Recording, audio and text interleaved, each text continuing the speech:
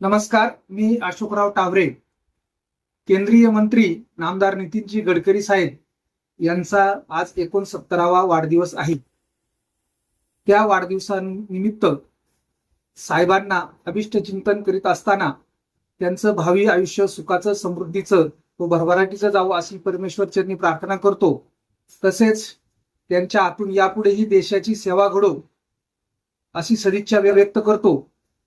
केंद्रीय रस्ते वाहतूक व महामार्ग मंत्री या खात्याचं गेली 12 वर्ष कार्यभार नितीनजी गडकरी साहेब सांभाळत आहे.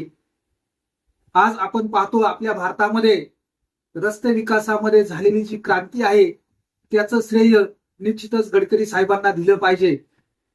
दिनांक 27 मे 1957 रोजी नितीनजी गडकरी साहेबांचा जन्म नागपूर येथे झाला.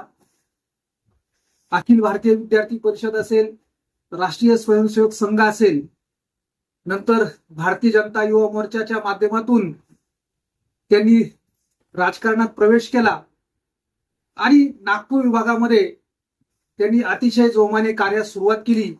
त्यामुळेच 1989 साली त्यांना नागपूर पदवीधर मतदारसंघातून विधान परिषदेचं प्रतिनिधित्व करण्याची संधी मिळाली आणि 1989 ते 2014 असे सलग 25 वर्ष ते विधान परिषदेचे सदस्य होते. आणि त्यानंतर जेव्हा 1995 साली शिवसेना भाजप युतीचं सरकार राज्यामध्ये सत्तेवर आलं, मनोहरराव जोशी मुख्यमंत्री झाले, गोपीनाथरावजी मुंडे उपमुख्यमंत्री झाले आणि त्यावेळेस सार्वजनिक बांधकाम खात्याची धुरा जी आहे ती गडकरी साहेबांकडे देण्यात आली.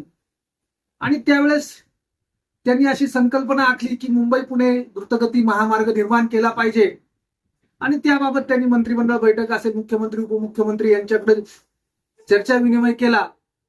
परंतु राज्य सरकारकडे एवढा निधी नव्हता आणि त्यामुळे राज्य सरकार हतबल होतं आणि याबाबत गडकरी साहेबांनी धाडसाने महाराष्ट्र राज्य रस्ते विकास महामंडळ स्थापन करण्याचा निर्णय घेतला आणि त्यातून 1585 कोटी रुपयांचे बॉन्डच्या माध्यमातून रक्कम गोळा केली आणि 3200 कोटीमध्ये होणारा जो महामार्ग आहे ती निविदा नाकारून त्यांनी तो 1600 कोटी रुपयामध्ये 4 कंपन्यांना विभागून काम दिलं आणि मुंबई पुणे द्रुतगती महामार्गाची निर्मिती झाली. आज आपण पाहतो 30 वर्षापूर्वी त्यांनी जे स्वप्न पाहिलं त्याचा त्यांनी पाठलाग केला आणि त्यामुळं आज मुंबई पुणे प्रवास जो आहे तो सुखकर झालेला आहे. राज्य सरकारने नुकतीच कनेक्टिंग लिंक सुरू केल्यामुळं तर द्रुतगती मार्गावरचा प्रवास अधिक वेगाने होतोय आणि याबाबतचं जर खरं श्रेय जर कोणाला जात असेल तर ते गडकरी साहेबांना जातं. त्यांच्या दूरदृष्टीमुळं आज मुंबईतील 55 उड्डाण पूल असतील किंवा द्रुतगती महामार्ग असेल, त्यावेळेस विरोधकांनी त्यांच्यावर टीका केली, परंतु आज 30 वर्षानंतर जर आपण पाहिलं तर मुंबईमधील सुद्धा वाहतूक जी आहे ती त्या उड्डाण पुलामुळे सुखकर होत आहे. गडकरी साहेबांनी त्यानंतर महाराष्ट्र विधान परिषदेचे विरोधी पक्षनेतेपद भूषवलं. अटल बिहारी वाजपेयी यांचं केंद्रामध्ये सरकार असताना त्यांना केंद्रीय रस्ते विकास समितीचं अध्यक्षपद दिलं गेलं आणि त्या माध्यमातून त्यांनी देशभरातील रस्त्यांचं जाळं निर्माण करण्याचा सुद्धा प्रयत्न केला. आपल्या सर्वांना ज्ञात आहे की 2014 साली भारतीय जनता पार्टीचं सरकार देशामध्ये आलं, नरेंद्रजी मोदी पंतप्रधान झाले आणि तेव्हापासून ते आजपर्यंत गडकरी साहेब रस्ते वाहतूक आणि महामार्ग मंत्रालयाची धुरा सांभाळत आहे. आज महामार्गांची संख्या मोठ्या प्रमाणात वाढली आहे. दररोज 7 ते 8 किलोमीटर जो रस्ता बनत होता तो 38 ते 40 किलोमीटर पर्यंत बनतोय. आज आपल्या देशाची जी कनेक्टिव्हिटी आहे किंवा देशांतर्गत जे रस्ते आहेत त्यांचं जाळं इतक्या मोठ्या प्रमाणात पसरत चाललेलं आहे की त्या विकासामुळं आज आपण पाहतो प्रवास जो आहे तो सोपा वाटू लागलेला आहे.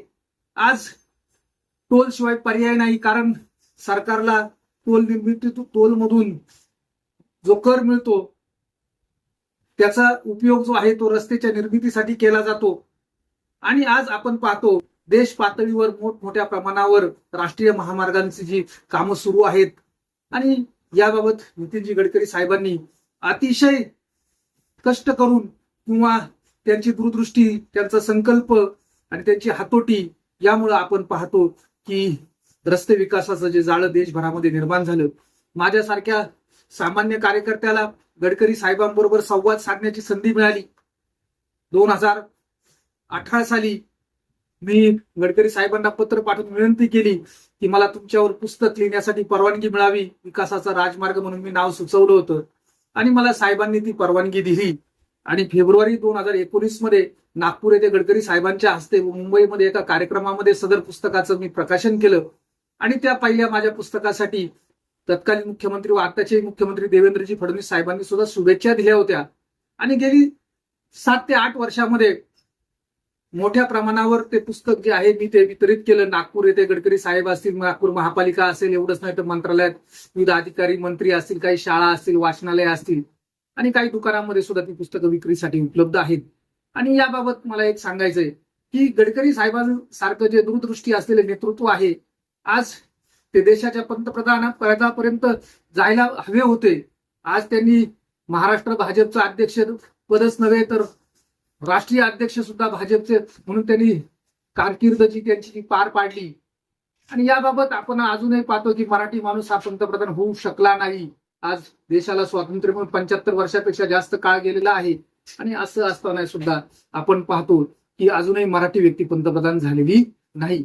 याबाबत गडकरी साहेबांना संधी जवळ आली होती, परंतु त्यांना त्यामध्ये नशिबाची साथ म्हणा किंवा त्यांना त्या संधीचं रूपांतर करता आलेलं नाही.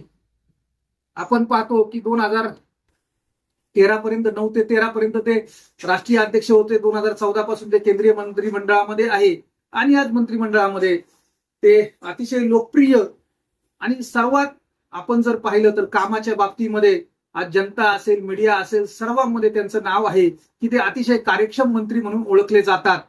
त्यांनी 2014 ते 19 या कालखंडामध्ये रस्ते वाहतूक या खात्याबरोबरच जहाज बांधणी असेल, नदी विकास असेल, MSME असेल, लघु उद्योग असेल, अशी अनेक खाती सुद्धा त्यांनी सांभाळली. ग्रामविकास खातंही काही काळ सांभाळलं आणि प्रत्येक खात्याला त्यांनी न्याय देण्याचा प्रयत्न केला. आज आपण पाहतो गडकरी साहेब जे आहे ते देशामध्ये एक लोकप्रिय असलेले नेते आहेत. आज विरोधी पक्षांमध्ये सुद्धा त्यांच्या नावाला आदराने संबोधलं जातं.